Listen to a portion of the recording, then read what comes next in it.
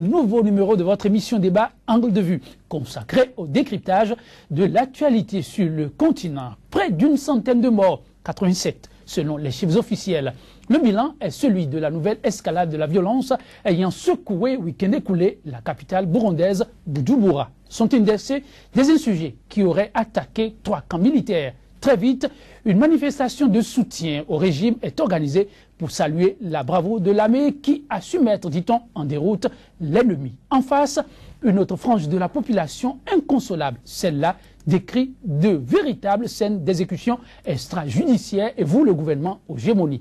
Affrontement meurtrier au Burundi, l'unité nationale plus que jamais mise à l'épreuve. La préoccupation sera abordée dans un instant avec nos invités. Ensuite, il sera question d'un détour au Burkina Faso avec le dossier Norbert Zongo du nom du journaliste assassiné en pleine investigation sur le décès en garde à vue du chauffeur de François Compaoré, le frère du président d'alors, Blaise Compaoré. 17 ans après le crime odieux, l'espoir est-il toujours permis? Les éléments d'appréciation, c'est dans quelques minutes, mais avant, le flash d'information.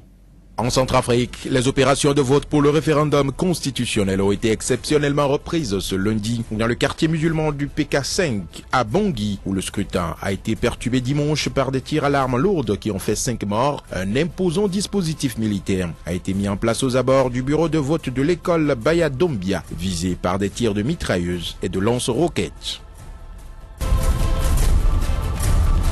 Au Burundi, l'organisation américaine Human Rights Watch a exigé ce dimanche une enquête sérieuse et indépendante sur le plus grave incident depuis le début de la crise qui a fait plus de 90 morts vendredi dernier à Bujumbura. Pour sa part, l'armée burundaise annonce 87 morts, dont 79 ennemis et 8 soldats tués lors des attaques simultanées de 3 camps militaires. Enfin, au Mali, un militaire a été blessé et 2 autres portés disparus après l'attaque de leur poste par des hommes armés dimanche dans la ville de Niono, dans le centre du pays, à 350 km de Bamako. L'attaque n'a pas été revendiquée, mais le mouvement pour la libération du Mali d'Amadou Koufa a souvent menacé de s'en prendre à la localité.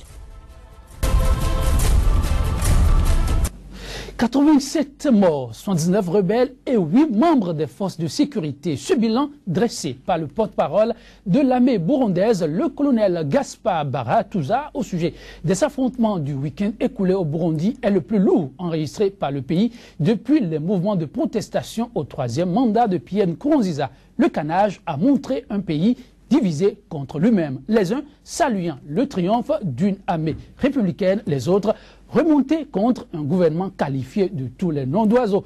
Affrontement meurtrier au Burundi, l'unité nationale définitivement en souffrance. L'analyse de nos invités juste après ce générique.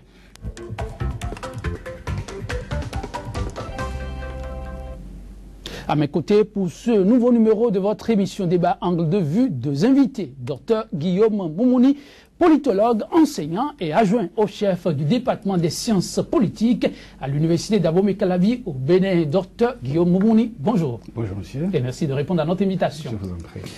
Autre invité sur ce plateau, Vincent Folly, qu'on ne présente plus, journaliste, éditorialiste et directeur de publication du quotidien béninois d'information La Nouvelle Tribune. Vincent Folly, bonjour.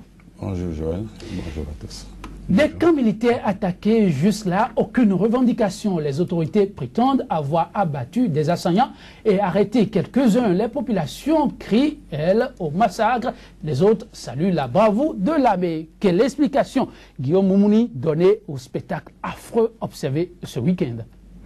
Oui, je pense que ce n'est qu'un prolongement, ce n'est qu'une logique de ce qui a été prévu à la suite des passages forcés. Disons par Nkurunziza, c'est-à-dire le 3e mandat qu'il a tenu à obtenir contre vents et marées. Et c'était quand même prévisible que les opposants n'allaient pas croiser les bras. On se souvient qu'il y a eu un coup d'État manqué, justement, et une bonne partie des insurgés s'est repliée, n'est-ce pas, dans les collines et n'a pas pu être, disons, rattrapée par les troupes de l'armée régulière. Et donc, les incursions étaient prévisibles, c'est-à-dire incursions de faire en sorte que Nkurunziza, disons, d'une manière ou d'une autre, puisse revenir sur sa décision de remplir, ne serait-ce que convoquer, n'est-ce pas, une assise nationale et voir dans quelle mesure, disons, opérer une autre transition. Ce que recherche, n'est-ce pas, les insurgés, bien entendu, c'est d'éviter à Nkurunziza d'exercer ce troisième mandat qu'ils estiment illégal en toute tranquillité. Quant à l'événement que vous évoquez, effectivement, le gouvernement évoque, disons, 87 morts. Oui. Bien entendu, on n'a pas encore, disons, de statistiques précises sur ce qui s'est passé. Dans le cas de figure, depuis que ça se passe, c'est toujours le gouvernement qui communique et on fait avec les chiffres. Il y a un certain musulman, effectivement. Disons, la presse indépendante a difficilement accès au lieu de l'attaque. Donc, je pense que à chaud, il serait extrêmement difficile, voire impossible, de connaître exactement le bilan de l'attaque. Mais toujours est-il que, disons, des exécutions sommaires ont été évoquées.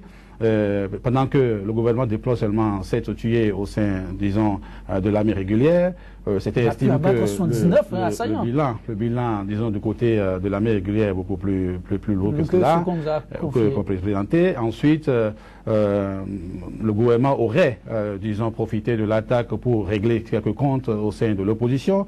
Et étant donné le musellement quasi total des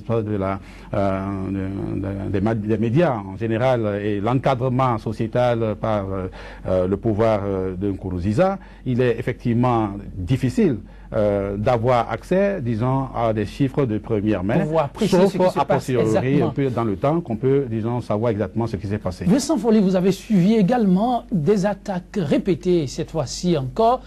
Personne n'a pu revendiquer ce qui s'est passé, mais des insurgés seraient passés par là. Ben, merci, Joël.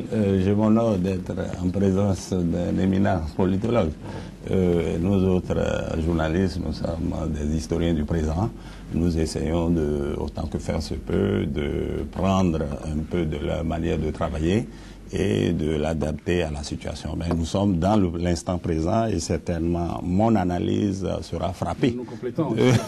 Mon analyse sera frappée au coin de cette façon de travailler qui est un peu différente. On se complète, c'est vrai. Bon, donc, je découvre le professeur pour la première fois. Je ne les connais pas tous et je m'honore qu'il ne va pas m'appeler doyen parce que quand nous nous regardons, nous sommes presque de la même génération. Merci. Cela dit, je crois que ce qui se passe au Burundi est très grave. Nous sommes en pleine guerre civile. C'est déjà la guerre civile. C'est sans folie. C'est déjà la guerre civile. Des assaillants qui sont venus frapper des symboles de la République mais qui ont été abattus. Est-ce qu'il y a guerre là? Oui, il y a déjà la guerre. Regardez les opposants. Oui, les opposants qui, il y a quelques mois, osaient encore parler au grand jour. Les journalistes qui osaient encore travailler au grand jour. L'exemple emblématique, c'est le journaliste de RFI qui émet aujourd'hui à partir de Nairobi et arrive quand même à décrire la situation, certainement par des relais locaux. Donc c'est un régime qui fonctionne comme une sorte de prison fermée et plus personne n'a le droit à la parole et tout simplement à cause de l'entêtement d'un seul homme et de son clan, Nkurunziza. Ce monsieur est passé par le Bénin et je crois que il a dû regarder un peu ce qui se passe chez nous et il ne veut pas partir et c'est évident. Il a fait du forcing, le professeur l'a dit tantôt, et je crois qu'il est dans cette logique. Mais le plus grave, c'est l'hypocrisie de ce qu'on appelle la communauté internationale. Et je veux parler d'abord de l'Union africaine. Madame de la mini Zuma est venue, je crois, un certain nombre de fois, et la dernière fois, c'est avant les élections. Elle avait eu une position pour le moins mitigée, je vois, on lui a dit mais jamais la fermeté. Je crois que le Burundi, un peu, j'allais dire, je ne veux pas arracher la parole au professeur, le Burundi est victime de l'absence d'une puissance forte en Afrique du Sud et d'un homme de la trempe de Mandela.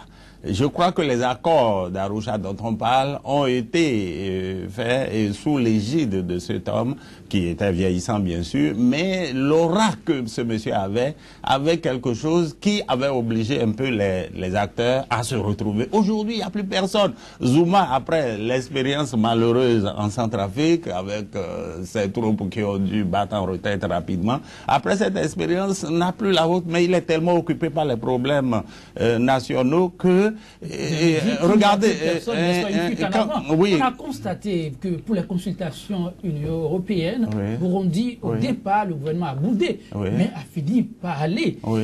Simplement parce que la manne financière de ce côté pèse l'autre dans la balance. Absolument. Est-ce que l'Union européenne n'a pas raté une occasion de frapper du poing sur la table? Oui, l'Union européenne est très loin. Les pressions qui peuvent s'exercer peuvent venir de cette façon, en tout cas, je parle sous le contrôle du professeur, les pressions peuvent venir du côté donc de ceux qui ont la bourse, et c'est l'Union européenne, c'est peut-être l'ONU, mais d'abord de la communauté est-africaine. Mais là-bas encore, je crois que les gens sont empêtrés dans leurs problèmes.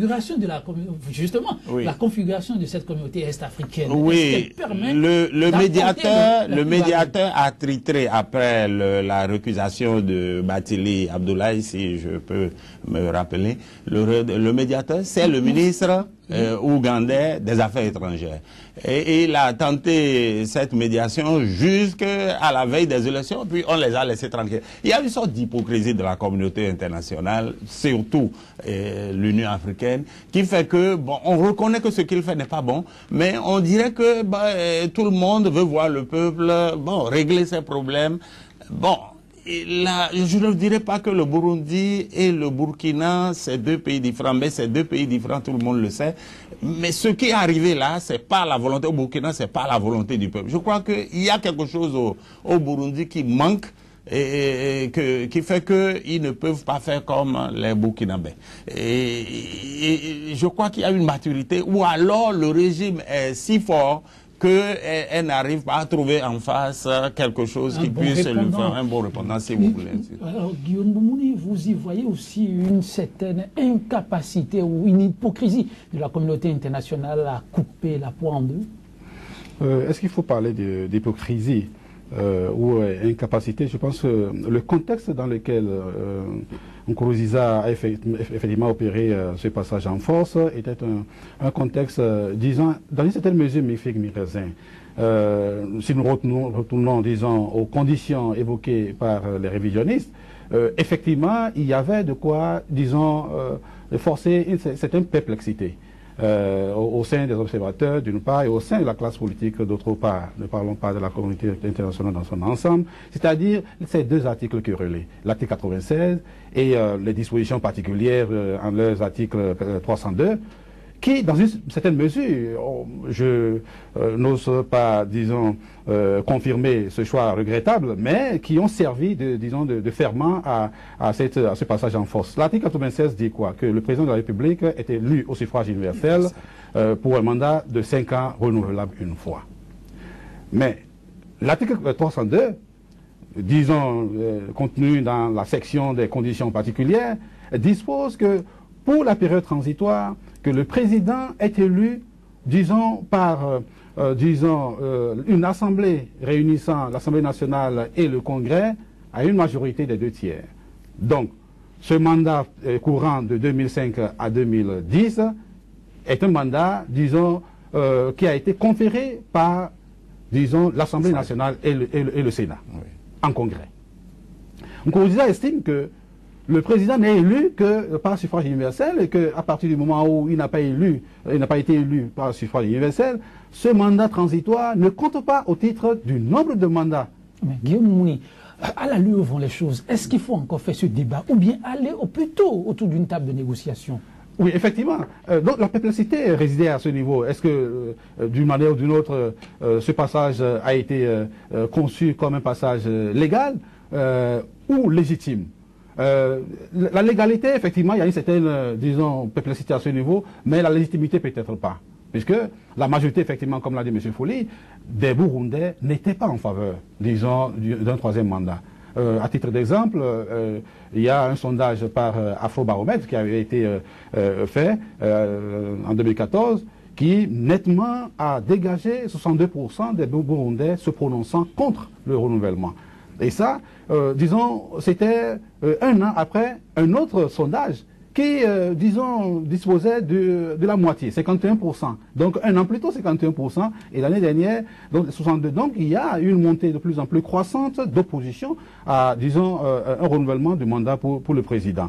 Deuxièmement, je pense que la classe, disons, les Burundais dans leur ensemble sont catholiques.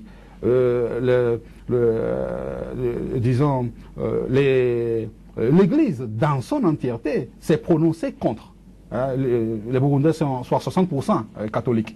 L'Église que les populations suivent s'est prononcée contre. Donc, du point de vue, disons, de la légitimité que réclame Nkurunziza, par contre, je pense qu'il y a redit. Donc, il y a une base légitime de ce passage en force qui manquait, même si, du point de vue légal, il y a, disons, discussion. Donc, disons, la communauté internationale, dans une certaine mesure, a été butée à cette sorte d'imbroglio, disons, juridico-légitime pour laisser observer ce qui va se passer. Parce qu'effectivement, ce passage a été opéré, avant cela, le coup d'État a échoué, et donc, d'une manière ou d'une autre, l'armée est restée, disons, loyale. Disons, au gouvernement en place. La communauté internationale, généralement, voilà, intervient un peu disons, a posteriori, lorsque, justement, tous les stigmates ne sont pas réunis pour dégager une force d'intervention. Étant donné qu'une force d'intervention n'était pas possible, disons, dans les conditions que nous connaissions, la communauté ne pouvait qu'attendre ce qui allait se passer. Donc il y a eu, dans une certaine mesure, une stabilisation du régime au lendemain des élections, ce qui a laissé croire que le pouvoir allait en profiter pour, disons, mettre, comme nous le disons au Bénin, la balle à terre, réunir les opposants autour, n'est-ce pas, de ce nouveau mandat et engager, n'est-ce pas, les échanges afin de pouvoir, disons, assainir, disons, la... Aujourd'hui, l'image que renvoie Bujumbura, c'est l'image d'une cité qui, en son sein, a deux contrées.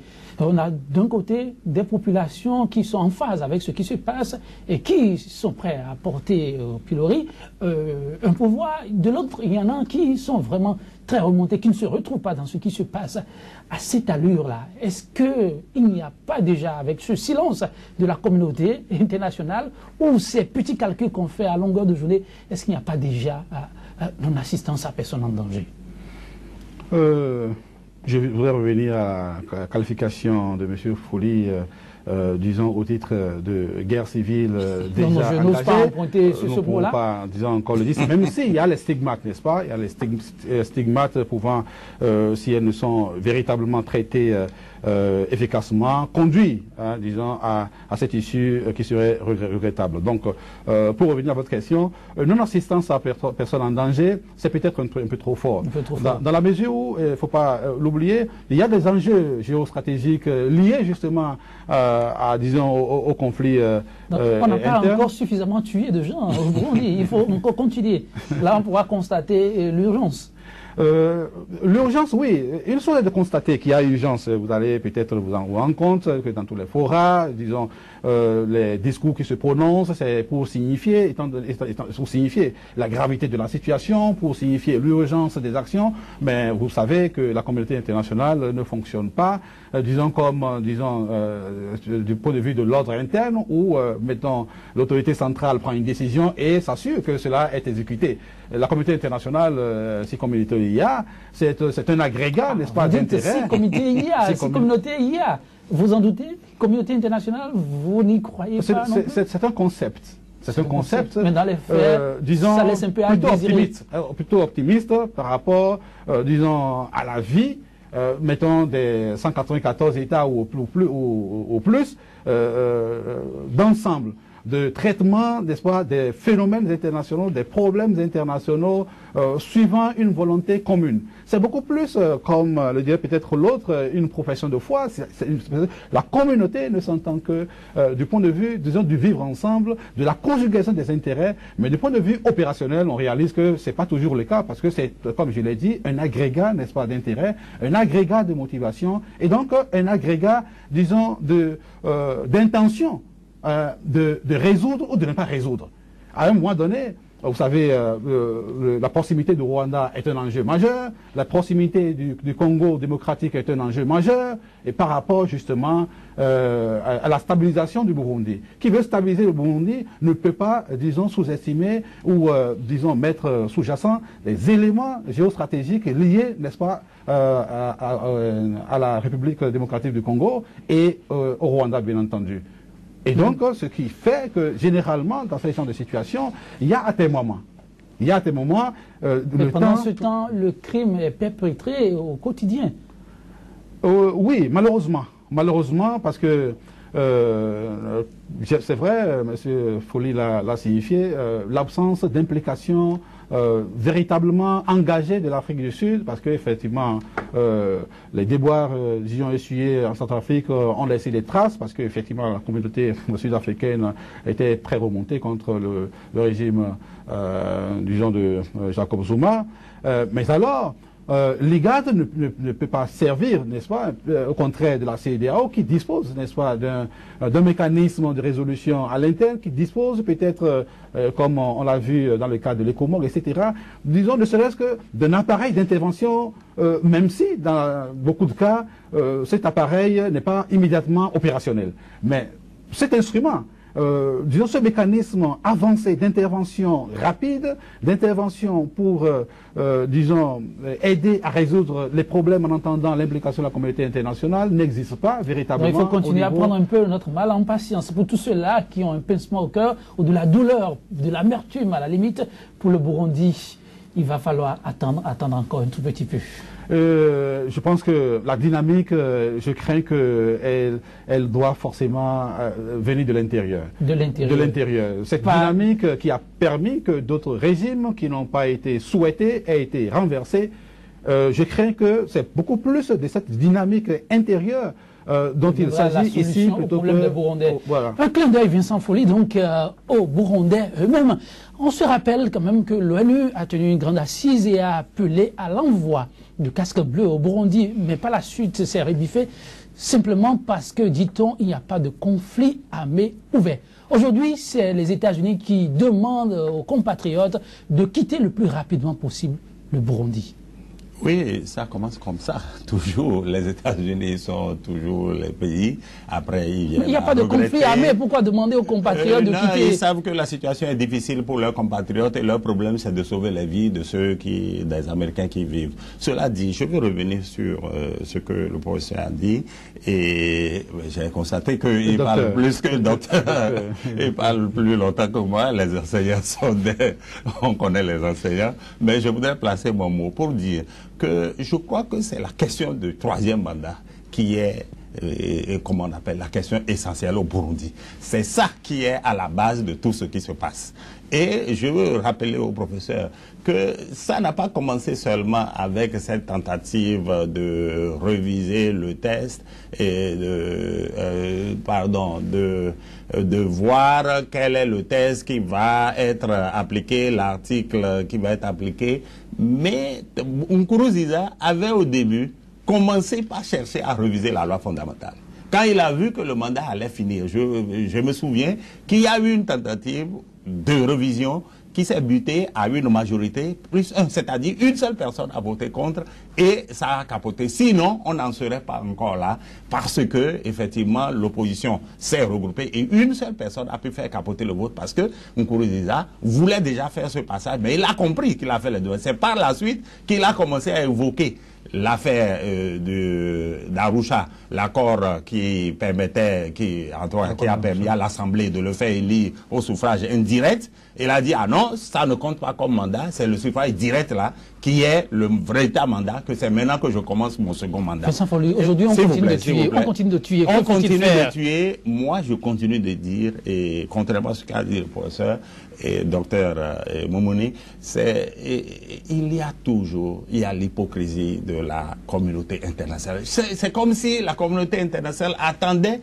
que la situation soit suffisamment grave, qu'il y ait suffisamment de morts. Oh, il y en a déjà eu. Regardez les leaders de l'opposition. Pas autant qu'il y en a eu en Libye, j'imagine. Non, mais la Libye, toute proportion gardée, chaque pays a ses réalités. Le Burundi, c'est un pays très peuplé. Il est petit, il est très peuplé. Tous les opposants, la plupart des opposants ont pris le maquis. les gens n'arrivent plus à s'exprimer. Le leader de la société civile qui s'appelle Mbonimpa, si je ne m'abuse, son fils a été tué. Et il y a une série de morts inexpliquées dans surtout ce que vous appelez le quartier chaud. Puisque si on regarde la division des quartiers, ce que vous avez rappelé tantôt, on va voir que ça correspond certainement à une division ethnique. Est-ce que ce ne sont pas des quartiers Tutsis qui sont... Moi, je ne veux pas risquer, je ne suis pas sur place. Le porte-parole du gouvernement se veut rassurant qu'il y aura plus de guerre civile. Comme tous les ils ont une forte maîtrise de la situation. Non, ils n'ont les insurgés ont été mis hors état de nuit. Ceux-là qui ne sont pas morts... à la charge. Donc ceux qui ne sont pas morts sont actuellement en prison. Il y a presque quelques semaines, ils avaient dit aux habitants du quartier chaud de désarmer, de laisser tomber les armes, qu'ils allaient tout fouiller et contrôler tout, et maintenant en finir avec la, comment on appelle, l'agitation dans ces quartiers. Mais ça n'a pas marché. Ça n'a pas empêché encore l'insurrection d'émerger encore de ces quartiers. On a vu tout à l'heure les armes sur les écrans de la télévision. Ça veut dire que le foyer insurrectionnel est là, latent. Ce qu'il y a à faire, de mon point de vue, c'est une voix forte au niveau de la communauté des pays d'Afrique de l'Est et l'Afrique du Sud. Moi, je dis, c'est l'Afrique du Sud a une responsabilité. Regardez quand les conflits surviennent en Europe, les deux pays. Non, je vois l'Afrique du Sud, je vois peut-être la Tanzanie qui est un pays... qui est un pays relativement pacifié, ils viennent d'avoir des élections qui se sont déroulées de manière propre. Il faut quelqu'un qui ait au moins la notion d'alternance et non quelqu'un qui veut tripatouiller un peu comme l'Ougandais. Moi, je crois que, regardez, quand on regarde l'Europe, il y a deux pays qui essentiellement dominent l'Europe, si je peux me tromper, hein, le professeur peut me rappeler ça, c'est la France, c'est l'Allemagne. C'est l'Allemagne d'abord. Et quand vous prenez l'Allemagne, regardez la crise migratoire. Lorsque on disait qu'il y avait cette chose et que les Français subissaient des pressions pour recevoir les autres pays, lorsque l'Allemagne a dit non, dans un premier temps, non, je ne veux pas. Mais dès qu'elle a libéré les vannes, c'est près de 800 000 qu'ils ont accueillis. Mais quand vous prenez l'Afrique de l'Est, quand l'Allemagne prend une décision, vous voyez qui? L'Europe suit. Vous parlez de l'Afrique du Sud. Je crois que c'est l'Afrique du Sud qui est mal dirigée. L'Afrique du Sud, il n'y a que Jacob Zuma. Vous voyez Jacob Zuma en train d'éteindre le feu au Burundi. Jacob Zuma pouvait le faire. Il ne faut pas demander aux Français de le faire. Il ne faut pas demander aux Belges. Les Belges sont disqualifiés parce qu'ils ont fait tellement de choses au Burundi, au Rwanda. Personne ne veut d'eux. Je crois que la solution devrait être africaine avec la présidente de l'Union qui est sud-africaine. Le président sud-africain aurait dû avoir un rôle modérateur, un rôle, j'allais dire, de pression, une sorte de pression sur les Burundais pour que Nkurunziza. On a tenté et on l'a oublié, on a demandé au président, notre président à nous, d'aller au Burundi. Mais vous savez ce qui s'est passé. Il a été proprement ridiculisé par le président Nkurunziza. Qui ne voulait pas. Non, je veux terminer. On vous le permettra rapidement. Je veux terminer pour dire que notre président n'est pas qualifié pour éteindre le feu burundais. Un petit dossier. Le dossier brûlant aujourd'hui du Burundi s'appelle quelle solution appropriée? C'est un médiateur de poids. Et moi, je vois l'Afrique du Sud et toute la communauté de l'Afrique de l'Est. C'est l'Afrique du Sud qui ne joue pas. À l'instar de bien d'autres médiateurs, il y a, Vincent Folly, vous l'avez constaté avec moi, beaucoup de conditionnalités pour la résolution de la crise au Burundi. Et ça dit que c'est fini, on est dans la gadoue? Monsieur Folly parle toujours pas toujours moins. non, cette fois-ci. Non, cette fois-ci. Ça lance des délices. Enfin, je pense que quelle que soit la puissance ou la volonté de la communauté internationale, disons, mettre de côté la dynamique intérieure, comme, disons, je le professe, ce n'est pas la clé. Ce n'est pas du tout la clé. Je pense que ça ne sera qu'un accompagnement, parce que rares sont les cas où vous voyez véritablement une implication de la communauté internationale, disons, quasiment remplacer ou se greffer un peu sur la dynamique intérieure et produire un résultat durable. Et je pense que plusieurs cas nous ont édifiés du point de vue de l'importance de la dynamique intérieure. Un pays n'est jamais suffisamment muselé au point de ne pas, à un moment donné, dire ça va. Et ça peut être le cas au Burundi.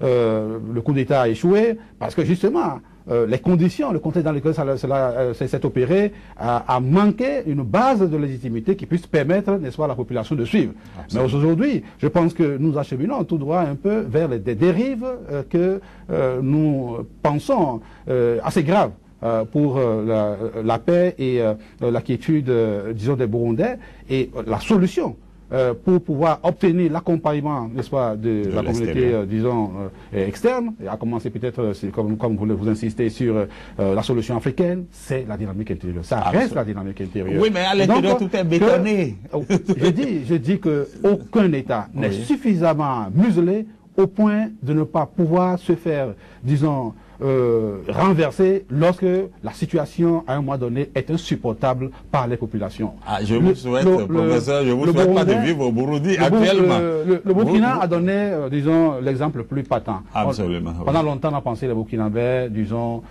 des gens amorphes, etc. Je pense que c'est le 31 octobre a été, disons, le déclic. Et je pense que au Burundi, ce ne serait pas une première. Et donc, disons que nous voyons certains voient le verre à demi vide, d'autres à demi plein. C'est-à-dire par rapport à la capacité, n'est-ce pas, de la société civile burundaise, à la capacité des forces sociales burundaises de pouvoir opérer le changement qu'il faut. Certains voient quasiment que le verre est à demi vide parce que la société civile est muselée, parce que les forces sociales sont inexistantes. Il y a un peu comme un manque de volonté de pouvoir, disons, défier l'autorité, de pouvoir défier le danger, mais pas du tout. Le verre est déjà à demi plein. La solution à la crise au Burundi reste énigmatique, mesdames, messieurs. Ce sera tout pour la première partie de ce numéro de votre émission Débat Angle de Vue. Avant le deuxième sujet, voici à nouveau un point de l'actualité à travers ce flash d'information. En Centrafrique, les opérations de vote pour le référendum constitutionnel ont été exceptionnellement reprises ce lundi dans le quartier musulman du PK5 à Bangui, où le scrutin a été perturbé dimanche par des tirs à l'arme lourde qui ont fait 5 morts. Un imposant dispositif militaire a été mis en place aux abords du bureau de vote de l'école Bayadombia, visé par des tirs de mitrailleuses et de lance-roquettes. Au Burundi, l'organisation américaine Human Rights Watch a exigé ce dimanche une enquête sérieuse et indépendante sur le plus grave incident depuis le début de la crise qui a fait plus de 90 morts vendredi dernier à Bujumbura. Pour sa part, l'armée burundaise annonce 87 morts, dont 79 ennemis et 8 soldats tués lors des attaques simultanées de 3 camps militaires. Enfin, au Mali, un militaire a été blessé et 2 autres portés disparus après l'attaque de leur poste par des hommes armés dimanche dans la ville de Niono, dans le centre du pays, à 350 km de Bamako. L'attaque n'a pas été revendiquée, mais le mouvement pour la libération du Mali d'Amadou Nkoufa a souvent menacé de s'en prendre à la localité. 17 ans exactement, le 13 décembre dernier, que le journaliste émérite Norbert Zongo, enquêtant sur le décès en garde à vue du chauffeur de François Compaoré, le frère du président Blaise Compaoré, a été assassiné. Le dossier, classé sans suite, a refait surface avec le gouvernement de transition et déjà 3 inculpations des officiers de police. Dossier Norbert Zongo vers la manifestation de la vérité, les auteurs et commanditaires du crime en passe d'être connus. Nos invités nous livrent dans un instant les opinions sur ces questions. Et ce sera après ce générique.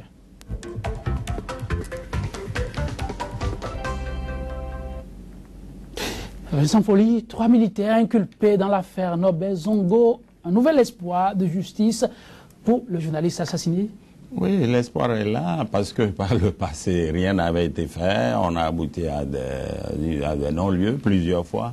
Et maintenant, je crois que comme les acteurs qui étaient aux commandes n'y sont plus, je crois que la situation est mieux pour qu'on puisse savoir ce qui s'est passé. Quoique l'on ne se doute pas trop de ce qui s'est passé. Tout le monde sait que c'est le chauffeur de François le Compaoré, tout le monde sait que Zongo faisait une enquête pour savoir, tout le monde sait que le crime devait profiter à quelqu'un. Bon, aujourd'hui, je crois que... personne ne sait qui a vraiment commandité. Oui, à l'époque, on ne pouvait pas le savoir. Les langues vont se délier, les juges vont être libérés pour effectivement dire le droit, je l'espère bien, mais j'ai peur un peu que après cette transition, ceux qui reviennent au pouvoir ne puissent encore jouer à l'étouffement. J'ai peur parce que Roch Vincent Folly a peur, Guillaume Moumouni, peur aussi ou optimiste pour la suite de ce dossier? J'ai souvent une position mesurée, mais là-dessus, je crois que je suis plus optimiste que ne l'est M. Folly, pour deux raisons essentiellement. La première raison est que Roch Marc Kaboré, qui prendra le perchoir d'ici à là, n'a jamais été cité dans cette affaire. Il n'a donc aucune raison de vouloir museler. Mais le devoir de reconnaissance pour avoir évolué sous les Non, ombres. nous sommes déjà largement au-delà de ce devoir, dans un contexte où c'est après s'être détaché, n'est-ce pas, de Compaoré, qu'il a été, dans une certaine mesure, récompensé pour certains, le courage qu'il a eu. Et donc, nous ne sommes plus dans un schéma de reconnaissance parce qu'il s'est opposé ouvertement à Compaoré pendant qu'il était encore là, sans pour autant renier son passé. Il ne l'a jamais renié. Mais pour le cas d'espèce, il s'agit d'un crime crapuleux qui a été opéré. Son nom n'ayant pas été cité, moi je ne trouve pas pour quelle raison il empêcherait la vérité de se manifester. Deuxième élément, c'est sa recherche de légitimité également. C'est vrai, il a été légalement élu. Certains lui collent toujours ce passé dont il n'est pas forcément héritier. Il cherchera tout de même, disons, à redorer son blason et comme faisant partie intégrante de sa plateforme politique, disons, moraliser la vie politique. C'est un premier morceau qu'on lui offre sur un plateau d'or, je ne pense pas. Il va pouvoir sauter sur l'occasion. Vincent Folly, vous voyez que le nouvel homme ou le nouveau élu, l'heureux élu du Burkina Faso, dans une position de quelqu'un qui veut vraiment avoir l'onction de tout le monde, faire comprendre, oui, qu'il est dans la dynamique du peuple burkinabé et donc œuvrer pour la manifestation de la vérité.